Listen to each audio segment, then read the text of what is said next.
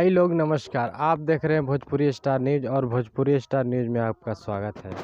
तो ये देखिए नया लुक आ गया खेसारी लाल यादव जी का, जो सबसे सुपरहिट सॉन्ग रिलीज होने वाला है खेसारी लाल यादव जी का। और ये सारेगामा हम भोजपुरी से रिलीज होगा, जिसपे पहले तबला सॉन्ग रिलीज हुआ है। और देखिए तबला सॉन्ग का कितना रिस्पॉन्स मिल रहा है, 30 मिलियन हो गया। और ये दूसरा गाना आ रहा है सारेगामा हम भोजपुरी से अभी। तो बहुत अच्छा लुक है, आप लोग को तो देख के ही पता लग गया होगा कि कितना अच्छा लुक है।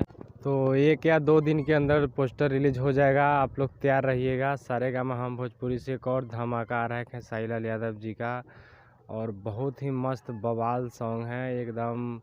जो पहले आया था सारेगामा से, तो आपको पता ही है कि हमेशा बवाल सॉन्ग ही आता है। और आप लोग बहुत ज़्यादा प्यार दुलार आशीर्वाद देते हैं, तो ऐसे बनाए रखिए। धन्यवाद।